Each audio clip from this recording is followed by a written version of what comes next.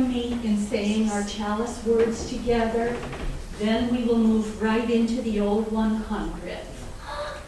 We gather this hour as people of faith, with joys and sorrows, gifts and needs.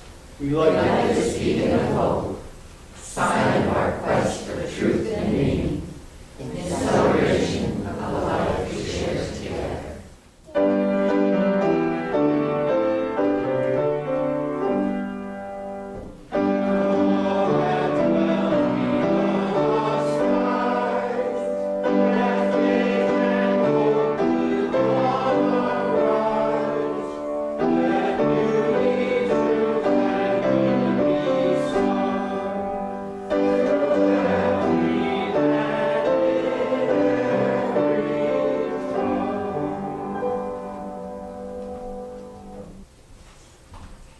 And our opening song is number 21, For the Beauty of the Earth.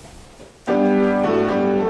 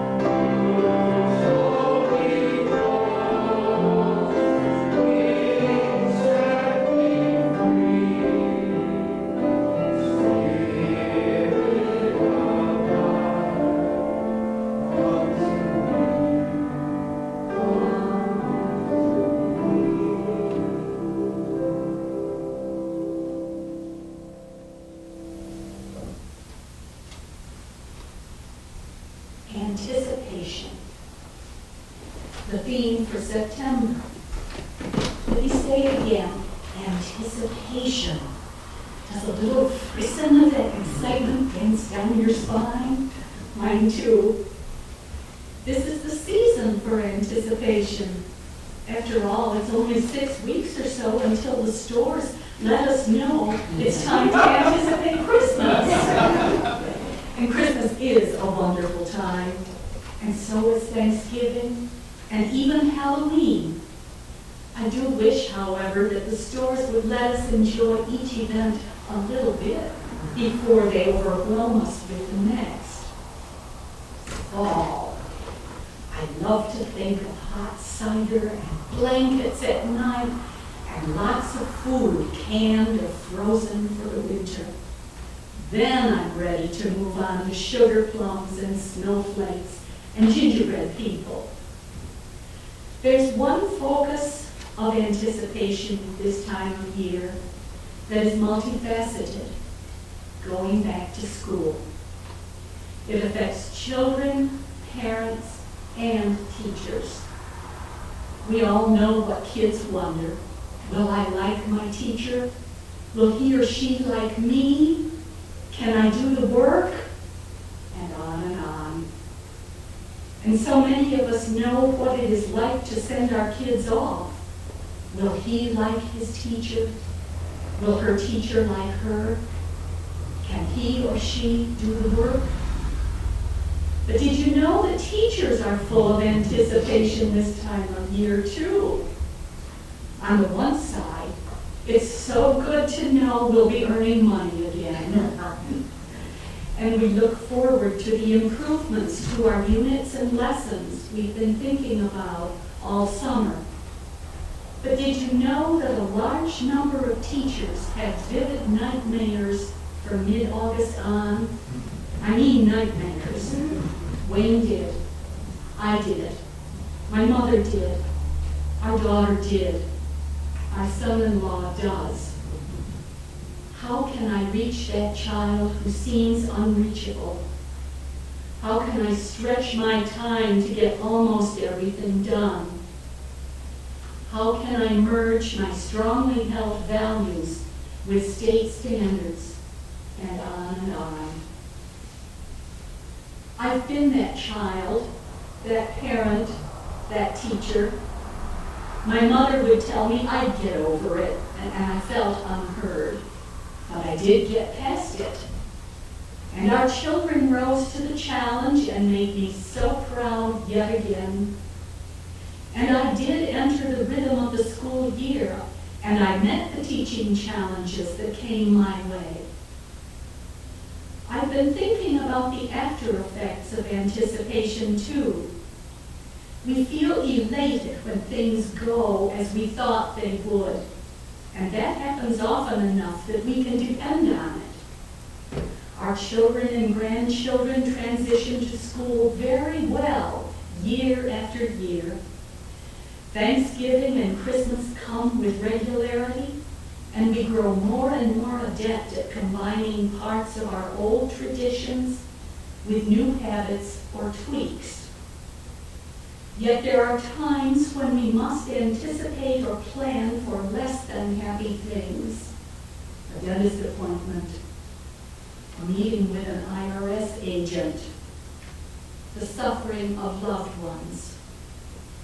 It can help to become aware of the fear implicit in these experiences.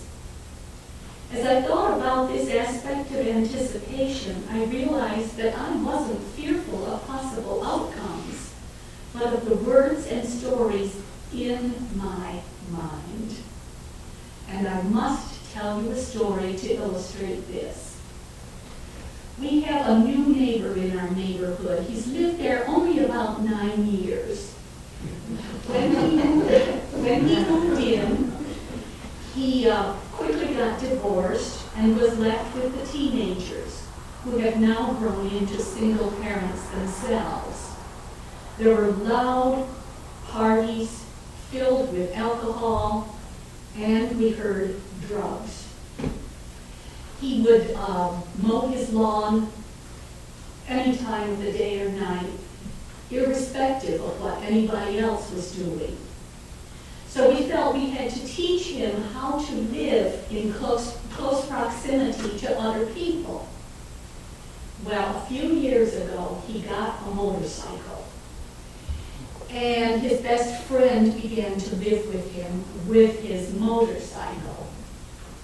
I stewed for all these years. This summer, we had to close our door when we saw them heading toward their motorcycle because we couldn't hear TV. So I went to the village hall and got a copy of the regulations on noise problems in the village. And someone in our house even suggested I go and buy a decibel meter. And I found myself delaying. Now, I'm going to wait to say anything to him until I got the right words. But it was just putting off what I needed to do. So we saw him and his friend come out with their leather jackets and their big helmets, and I strolled over, trying not to show my anger and frustration. And I said to him, Tom, there's something I need to talk to you about. Did you know that your motorcycles are a real bother to us? We can't even hear TV when you leave, when you rev it up. Would you be willing to wait to rev it until you're beyond all the houses? And he said, well, I only do that because I really like to. And I've got to protect the animals here in the neighborhood, that they don't run in front of my motorcycle and I won't hit them. So, I said, well, this is a real problem and we need to find a solution. And I think it will help if you just wait until you get beyond the houses. And he said, well, gee, I'm so sorry. I didn't know I was a bother. Sure, I'll do that. And he hasn't revved up since. All that preparation in my mind for naught. All it took was just a couple of sentences, and the problem is pretty much solved. So I found out I can handle what happens, and it usually isn't nearly as bad as what goes on inside my head. I anticipate that bad things will continue to happen, but I'll do a better job of facing challenges if I'm aware of the source of my fear, words and stories. They're not real. And and reality is something I can't know in completeness beforehand anyway. I can deal with words and stories. A little bit of a plug. I'm also eager to hear what Scott has to say about stories on September 16th. But in thinking about anticipation, I became aware and was able to put words to something that happened about 9 years ago. Wayne had fallen off that roof and had healed enough to be able to graduate to inpatient rehabilitation. It meant changing hospitals, routines, staff, and mindset. Wayne now worked 4 hours a day with the therapists at the old Genesee Hospital in Rochester. At his first meal, he was wheeled into the dining room and presented with a hospital tray on which was his tray of food. I asked the nurse how he would eat, and he was told, "Do it yourself. It's part of your therapy." Later, after reflection, I was delighted with that philosophy, which became our mantra. And soon the questions arose, and I asked. With all that therapy, I was sure it wouldn't be long until he was whole and ready to go home. After all, Dr. Kildare, Ben Casey, and Marcus Welby sent their patients home completely healed. I asked when he would walk, and quickly amended that to if he would walk. the therapist always said, "We don't know." I learned quickly that nobody would or could answer my most important question. What that did was to rob me of anticipation. Let me say that again. I lost my connection with anticipation as a way to deal with what was coming. The future was reduced to one day in the following week when the team met to assess Wayne's progress. He could stay if they could prove his progress to insurance. And I learned quickly not to ask any more questions, especially about his future. I learned not to ask or even think about what lay ahead. I learned to have no goals, no timetable, no questions. In short, no anticipation. I existed in a sort of limbo, drifting from day to day.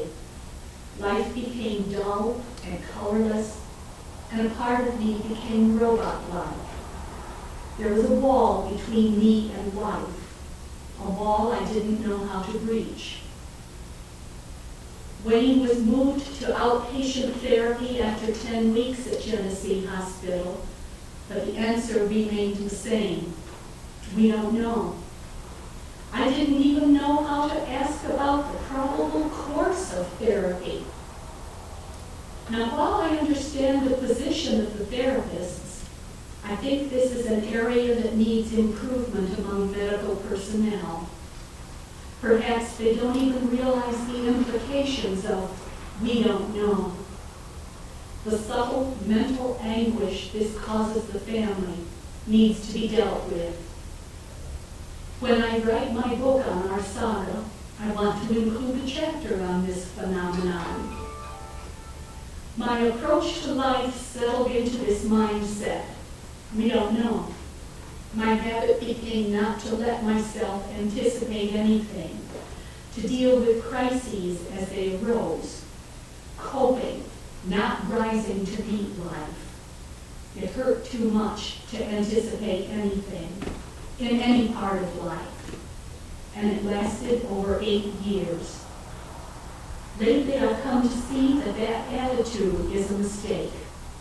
Anticipation is a natural and necessary part of living. It adds the sun sparkles and ginger ale to our days. How wonderful to look ahead to the smell of burning leaves, the look of wonder on our grandchildren's faces when they see the first snowfall, the smell of soup on a cold winter's day. We need those smells, those encounters, that planning, those rituals. And I have come to realize that when anticipation fails in one area, we can and must find it in others. We need the experience of looking ahead, even if it's only a short while, to something good that will happen.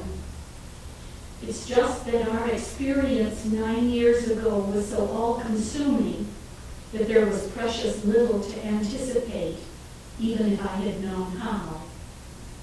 So now I want to share with you my conviction that anticipation is a real boon to our existence. I have one more tool in my bag of tricks for dealing effectively with life. Anticipation is usually delicious, shivery, wonderful. If life is unpredictable, we can dial back our expectations or timelines and anticipate what has more certainty of happening.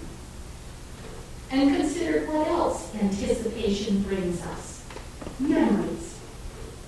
I suspect that the good memories are better when we anticipate events. I don't remember as much from the days when I existed in a gray bubble. I remember in vivid detail what I've planned for and worked toward. So I'm anticipating great things through the first of the new year, I don't want to get too far ahead. So let's do this together. We know how to handle problematic outcomes. We can anticipate something else that's wonderful. We can be aware of the fear that drives those bad stories in our minds. And we can relish the memories when the anticipation is over. It very well may be a ride to treasure.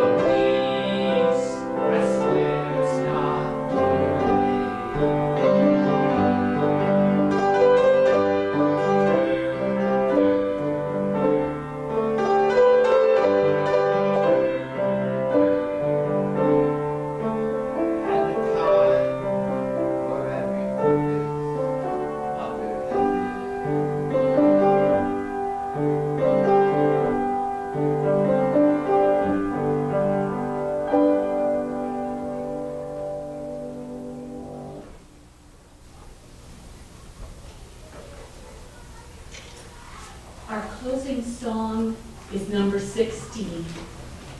It is a gift to be simple.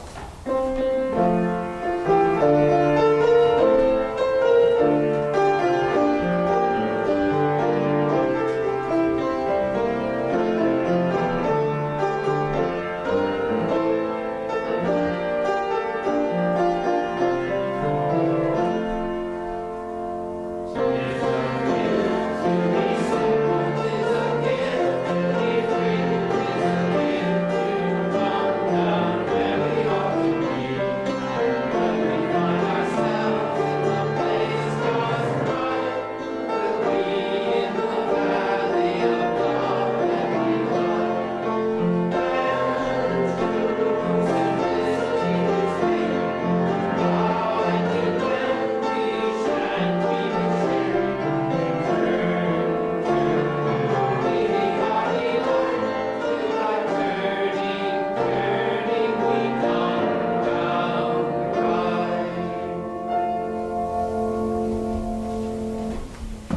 Now I'm going to ask some of you to do the impossible.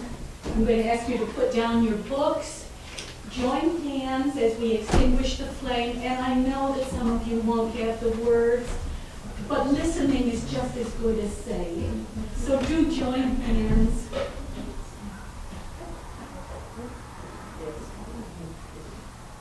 We extinguish this flame, but not the light of truth, the warmth of community, or the fire of commitment.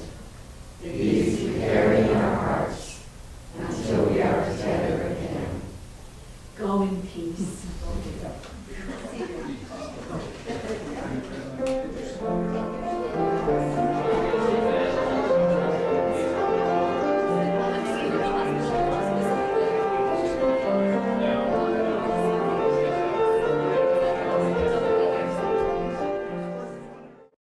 Join us for worship service every Sunday at 10 a.m. at the Unitarian Universalist Church of Canandaigua, a welcoming congregation. The church is located at 3024 Cooley Road, 4 miles west of Main Street, Canandaigua, just north of the intersection with Routes 5 and 20.